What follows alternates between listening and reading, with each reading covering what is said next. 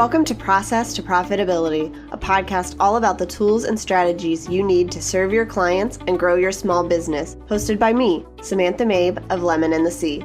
Join me as I chat with creative entrepreneurs and small business owners about how they built and grew their businesses and how you can do the same in a way that fits you. Let's get started. You're listening to episode 92 of Process to Profitability. Today I'm talking about my maternity leave plans. If you've been following along on social media or to some of the latest podcast episodes, you'll know that my husband and I are expecting our first child at the beginning of April, and I am planning on taking a maternity leave starting the last week of March, which means that I have been doing a lot of preparation over the last few months. Today, I'm going to dive into what that maternity leave is going to look like, how I've been preparing, and the resources that I've used in case you guys want to plan a maternity leave or some kind of long-term leave from your own business. As I mentioned, I am going on maternity leave starting sometime at the end of March, and I'm planning on being off for around 3 months in order to adjust to having our new baby at home and to recover and everything else that comes with that. So I wanted to first talk through kind of what I've done each trimester to get ready for maternity leave, and then I'm going to be sharing some other information about what that's going to look like. But in order to prepare for maternity leave, I started this really early in the first trimester. So when I found out that I was pregnant, I was very lucky because there were a lot of other entrepreneurs at the time who were having kids and were posting about maternity leave. And so there were a lot of resources out there that I was able to look into and follow and kind of figure out what was going to make sense for my own business. So during the first trimester, the first 3 months of my pregnancy, I read posts from other entrepreneurs. We found out we were expecting in August. I didn't really jump into things until September just because I was getting used to the idea. I was brainstorming what I thought things might look like. But starting around September, I started reading posts from other entrepreneurs and I brainstormed what I wanted my leave to look like or what I thought I wanted it to look like. So at first, I really wasn't sure what this was going to come out to be because I am a single person running my business, and that means that I don't have a team that I can call up to have them keep things going. I knew that everything was going to depend on me. And so my brainstorming was really, okay, how do I take on client work? What am I going to do when I'm on leave? How long should that leave be? And figuring out what made the most sense for my husband and I and our family.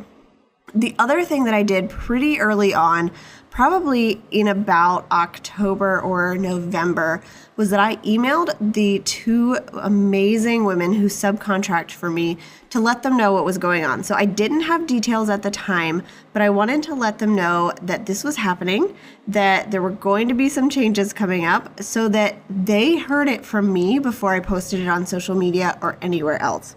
This I knew was not going to be a huge deal because they work just a couple hours a week for me. I have a girl who edits my podcast and gets all of that together, and then someone who helps me with my social media scheduling and posting.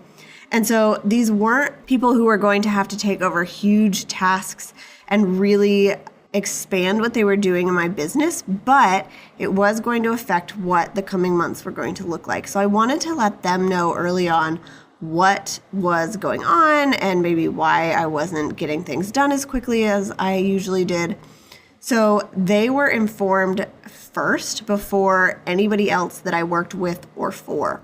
And then once I had let them know, I kind of thought about potential dates for my maternity leave. And the reason I started doing this so early was because I wanted to plan out the rest of 2018 and into the beginning of 2019 as far as how many clients I could take on. Because I do one-on-one client work, there wasn't a chance to sell out a program right before I was going on leave and kind of let it run automatically. Everything was going to have to be hands-on from me. And I needed to know in advance what that was going to look like for my business. So what I did was I sat down and I looked at my due date, which is April 8th, and kind of looked at our schedule coming up and what other entrepreneurs were doing. This is where those posts were so helpful because I wasn't sure if I should take, just starting my due date off, take a week or so off beforehand, how long I wanted to be off. So what I did was I looked at my due date, April 8th, and at our schedule for the surrounding months. And the way that it worked out for us was my husband's spring break from work is the week before my due date. So I knew that week, realistically, I wasn't going to be working anyway. He was going to be home.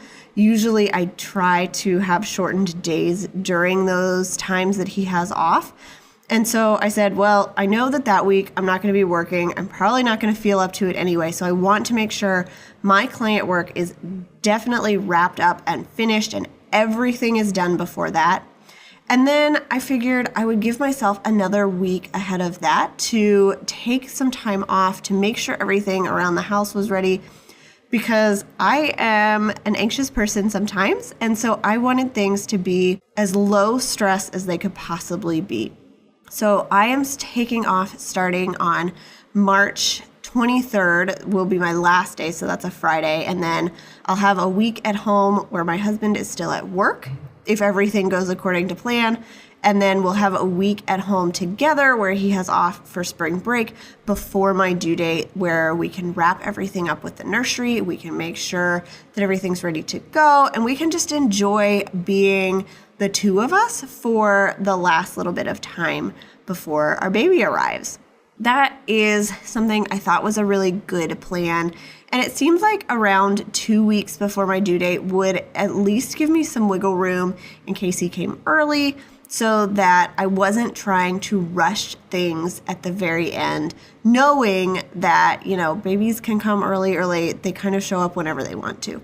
When I looked towards ending my maternity leave, I knew that I wasn't going to get back into the full swing of things right away. I was still going to be figuring out what all of this was going to look like with having a baby at home and still trying to run a business and not knowing what he was going to be sleeping and eating like at that point. But what worked out pretty well for us was that my husband's school schedule ends on June 15th. And so that is when he is done for the summer and he's off for 3 months. And so that also fell right around that 3-month mark for me to be off. So what we decided was I was going to go back starting around the middle of June when he's going to be off for the summer, and he can help me take care of the baby and give me a little bit more time to just figure out what this adjustment is going to look like. And I think, looking at it right now, that seems like the best plan. Of course, all of those dates are flexible because we never know what's going to happen. Once I had those dates in place, especially the dates that I was going to start my leave, I was able to figure out how many projects I could take on and fit into my schedule before I left and what was going to have to be bumped until after my return. So what I did there, I started this back in October and really looked at how many of the different types of projects I could take on. And then as time went by, I knew as people contacted me, if I only have 2 months left at this point before my maternity leave starts, I can't do a full strategic website design and get it launched before I take my leave. So what I'm doing now is taking customizations. I knew back in October that I had a couple more spots that I could fill up with those bigger projects because I would have time to get them done before my leave started. And then the last thing that I did during my first trimester was I made a list of the tasks that had to get done each day, each week, each month, so that I kind of had an idea of what was going to have to be taken over by somebody else and what we were going to have to plan in advance for. And this was just my way of organizing my brain so that I knew what was coming up and how I was going to have to look at outsourcing some of this. Okay, so then we get into the second trimester. And this is where I really started working ahead on things. During that first trimester, I was still, figuring things out, what I wanted everything to look like. And the second trimester is when I got down to work. So the big thing that I had to decide was, when was my podcast going to end? Or was I going to run episodes throughout my maternity leave? And what I decided, looking at the dates, was my 100th episode of this show airs on April 4th, which is 4 days before my due date. And I have not taken a break since I started the show. So I thought it was a really good time to say, you know what? I have put out a lot of content that most of it has been shared once or maybe twice, but because I'm putting out content every week, I'm not getting back to go over that and share it again. And this would be a great opportunity to do that for my business. And so what I decided was, after that 100th episode that's going to premiere on April 4th, I would take a break. So I wasn't going to be releasing episodes over my maternity leave. I wouldn't have to worry about getting things scheduled and making sure they went out correctly. It also meant that I didn't have to worry about outsourcing any of that. So my podcast editor and I talked about it, and we started pre-working all of the episodes that we have. So I made sure that I brainstormed all of my topics in advance and got down to recording. I reached out to a lot of guests. I did a lot of solo shows, which meant I was recording a whole lot in that second trimester when I was sitting at my desk. But it means that now that I'm going into just 2 months before my leave starts, I only have this episode and 3 others to record. I can get them all sent off to my podcast editor.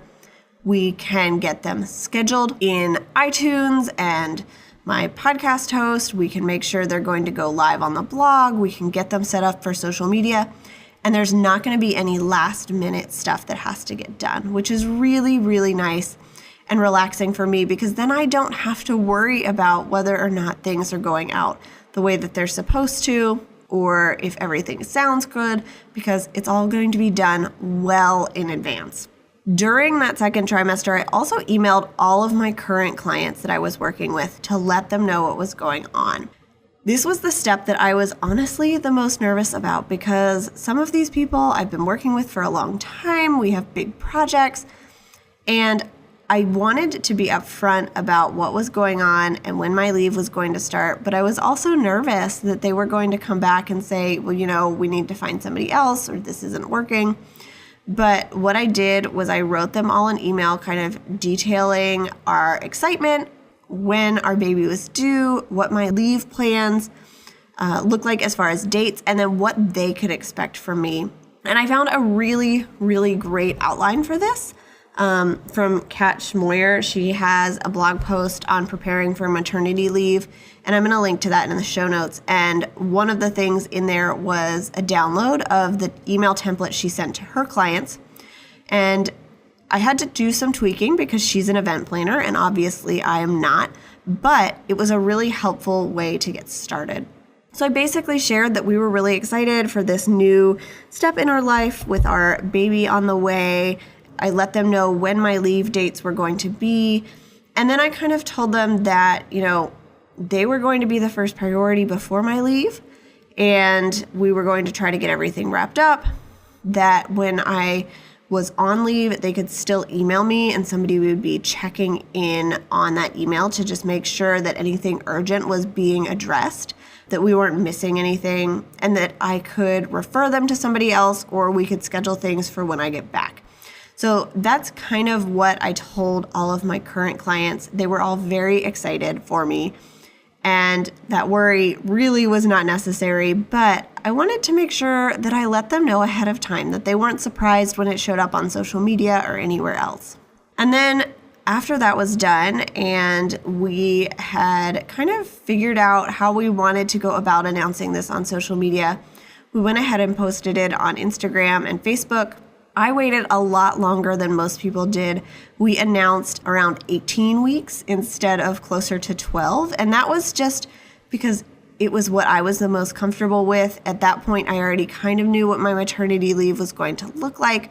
We knew that everything was going really well with the pregnancy. And I was excited to share at that point. So my sister came over one day. She took a couple of pictures of us for an announcement, and we were able to put that out online.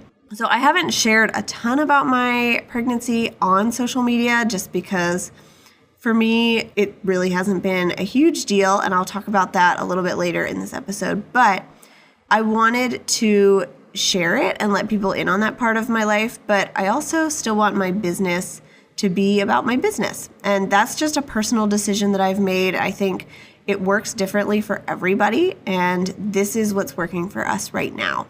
I also put a maternity leave notice on my website and my contact forms and everything else. So after I announced on social media, I knew that if I got inquiries, I was going to have to let people know that there might not be space for them and their project until after I got back from my leave. And I wanted them to know that up front in case that meant that I was not the best fit for them. And that's totally fine. I knew that that was a possibility. And so I wanted to let people know. So basically, I changed my contact page to have a little bit of blurb about my maternity leave. And then if somebody submits that form or sends me an email, they get in the autoresponder more information about my maternity leave that basically just gives the dates and what the plan is so that they know if they want to wait to work with me, that's great. And we can certainly do that. But if they want to look for somebody else, I totally get it. Then I started planning for what it's going to look like when I get back from my leave. So this was something I was also very nervous about because usually I don't book clients super far in advance. And so I was nervous about taking 3 months off where I'm not promoting my work, where I'm not talking with potential clients very frequently. But I had a few people who have reached out to me about doing projects starting after my leave, and having those couple of things lined up, knowing that the dates might be a little bit flexible and everybody being okay with that has been really motivating, because I know that when I am ready to get back to work, there is going to be work to be done. There's going to be income coming in. And that's really a huge blessing for us to know that this is all still going to be working after I take that time off. And I'm not going to have to stress during my time off about, am I missing client inquiries? What should I be doing to bring in more income? Because I've got that already set.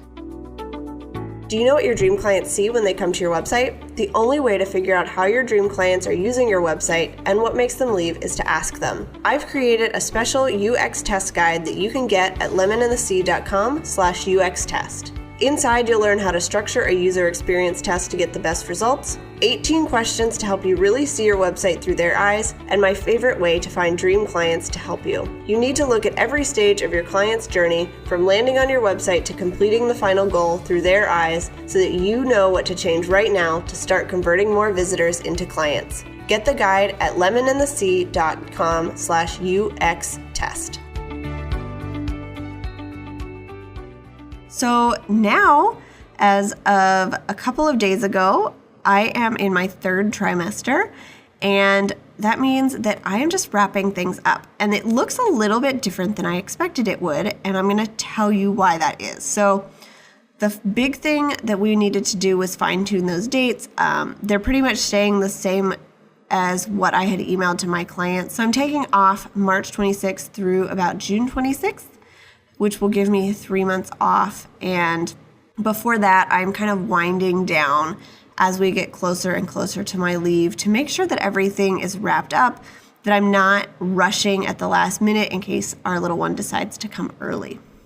I'm also finishing preparing content. So like I said, I've got a couple more podcast episodes to record, and then we will be wrapped up with all of that content that's going to be shared and promoted before and during my leave. And a big thing there is just making sure that in addition to all of the audio files, my podcast editor has everything else she needs. So the show notes and the images and directions for making sure everything goes out the way that it's supposed to. She has been wonderful about taking on a little extra stuff for us so that I don't have to worry about it. I'm also starting to plan my social media content with my social media manager. We've tried to figure out what is that going to look like during my leave. Do I want to keep pushing things out every day? Do I want to scale back? Do I want to handle it myself?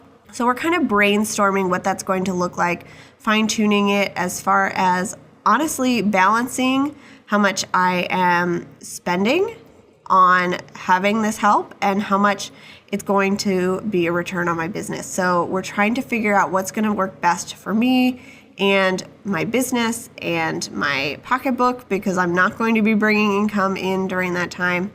Just laying all of that out.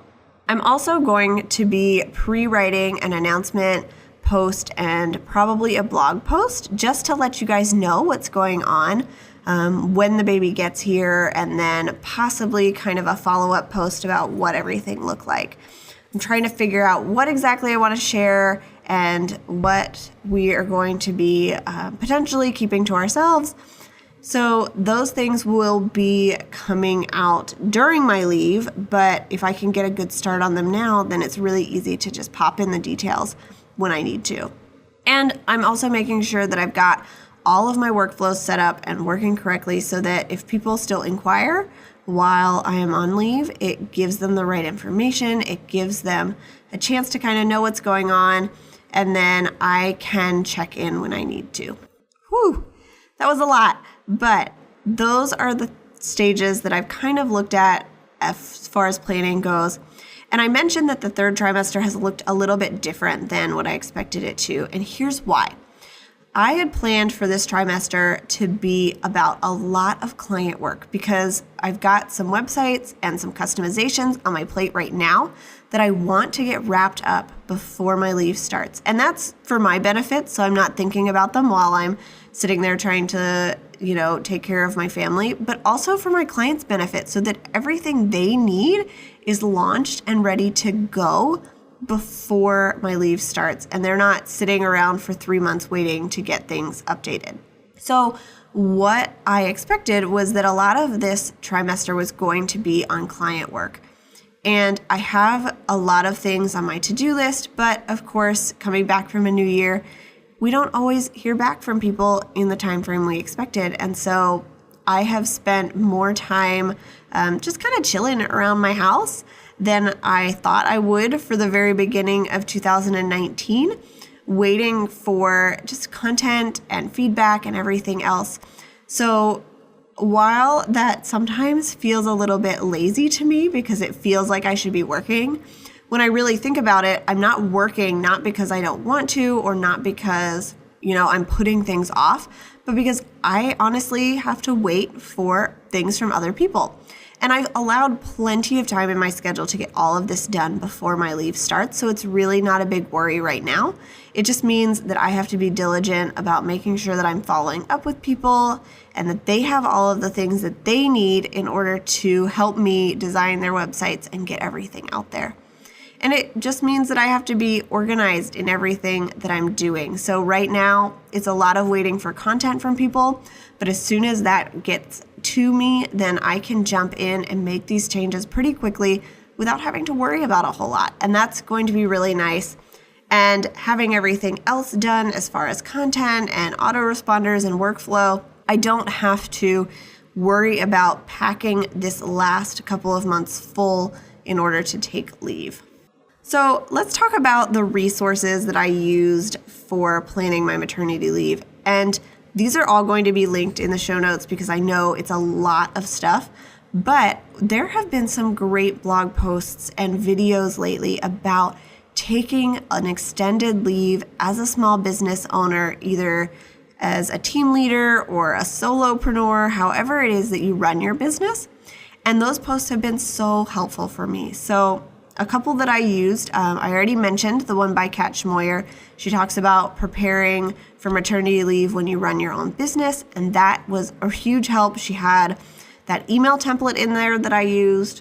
I also looked at a post from Elle Company when she was planning her own maternity leave with a design business, because that's a little bit different. She has a team, but she is not trying to go to events and wrap things up, which is more similar to how I run my business. I also read a post from Nancy Ray Photography, and this one I found because everybody else I think mentioned it. She wrote this post quite a while ago, and it was very helpful as far as what you need to do, how to set up your emails, when you're gone. A big thing that I've seen from people is that they basically tell people in their autoresponder that if this is not a client email or an inquiry, it's going to get deleted and you need to follow up with me after my leave, because we all know that inboxes can fill up very, very quickly. And in some ways, the thing that makes the most sense is to just say anything that is not related to the clients that I have now or potential clients for the future is not important enough to stress me out. Another one was from Rhiannon Bosse, how she prepared for her maternity leave. We did an episode of Process to Profitability about planning for maternity leave from an amazing business owner who helps business owners plan for those sorts of things. So that was a really big eye-opener for me and gave me a couple things to add to my to-do list. Ashlyn Carter from Ashlyn Writes recently posted a YouTube video about how she's preparing for her maternity leave, which recently started. And so it was cool to see how she did all of that. She laid it out by trimester as well, so that I knew kind of what somebody else did and how they went about getting all of this stuff done. And then Jenna Kutcher recently posted as well about how she planned for her maternity leave. So there have been a lot of posts and I have read a lot of them. Some of the information is repeated, but it's really good to just get an idea of how different people are doing things and approaching taking an extended leave like this, how they're preparing for it in advance, how much time they're taking off, what their leave is going to look like. And I also really loved anybody who had, additional follow-ups on those posts that they had released that talked about how it actually went. So Kat Schmoyer did a webinar about how her maternity leave actually looked after what she planned for, and that was really helpful because we all know that things like this do not go as planned.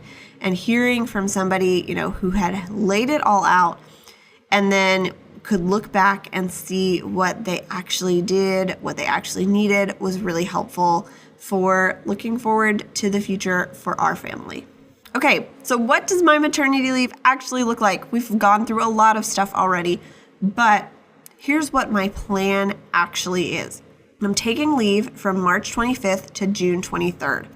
This is a good 3 months, a couple of weeks starting before my due date, and then coming back after my husband is back off for the summer. Basically, what's going to happen is that my clients are going to have priority access to me during that time, even though I am on leave. And so we will have somebody who's checking in on my inbox from time to time to just kind of let me know what's going on, whether people need referrals to somebody else, if they are just brainstorming ideas they want to approach when I get back.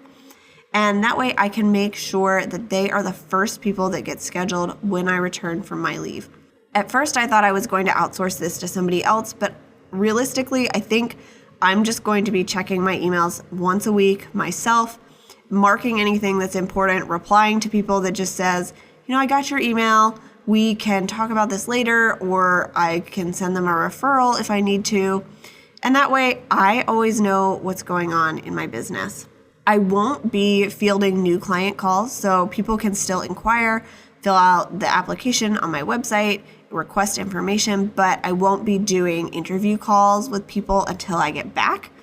So what that means is they can fill out the information and get started with the process, and then basically they'll be told that, we will schedule this when I return from my maternity leave and go from there. Things that I'm going to delegate are social media. So my social media manager, Caitlin, is still going to be taking care of some of the posting. I will probably be taking care of some of it myself on Instagram, sharing behind the scenes of what maternity leave looks like and our new little family. I'm also going to be outsourcing my bookkeeping. So every Friday I sit down, I go through both our personal and our business finances, make sure everything is matching up, the bills are paid, all of that stuff. So I'm going to hand that over to my husband to take care of. And I'm hoping I can outsource some of the household work. So we'll have people here helping for a couple of weeks. Some of it, honestly, is going to probably go by the wayside, and others will just get picked up by my husband and family members who are here to help. So things like laundry and dishes and cooking, I am just going to be really flexible with those things instead of trying to get them done on my normal schedule. I have decided, as I mentioned, that the podcast is kind of going to be on hold. There will be 100 episodes out there. We'll be able to go back and promote some of the older episodes that maybe have gotten lost in your feed or that you haven't heard before. That way I don't have to worry about recording and publishing new stuff until I get back and have some time to get back in the flow of things. And then I, during this time, am going to be doing some of the social media and checking into my email about weekly to just go through, delete anything that's not important, respond to anything that's super urgent, and have a pulse on what's going on in my business. So those are my maternity leave plans. Of course, all of this is up in the air. I was just reminded yesterday at a Tuesdays Together meeting that babies don't come on schedule. And so we are being really flexible in this last trimester, trying to get everything done around the house, getting the nursery prepared, and also getting my business prepared to take this time off. If you've been following along on social media, you've heard a little bit about how things are going with this pregnancy and what we're doing in the nursery, but I think I'm going to update you guys more on that in a future episode where I can talk about my pregnancy and the birth and everything else, what all of that looked like once all of it's wrapped up and we can do it at one time. But make sure you guys stay tuned on social media to see when this little guy gets here and what his nursery looks like and everything else. And then make sure you listen in to the last few episodes of Process to Profitability. They're going to be coming out every week from now until April 4th. I've got some great guests lined up, so make sure you are still subscribed. And then stay subscribed so that after I get back from leave, you guys can hear more from the show. I would also really, really appreciate it if you guys could leave a rating or a review on iTunes or wherever you listen to podcasts. It helps other people find the show. It helps us to grow. And that's a big deal, especially when we are reaching this many episodes of the show. I want to make sure that I am providing content for you guys that is helpful, bringing on guests that are really going to be able to share things that you can use in your own business. So if you guys can leave a rating and a review, that would be so helpful for me and for my business. Thanks for listening to Process to Profitability. Please take a minute to leave an honest review in iTunes so that I can help more small business owners and creative entrepreneurs find the show.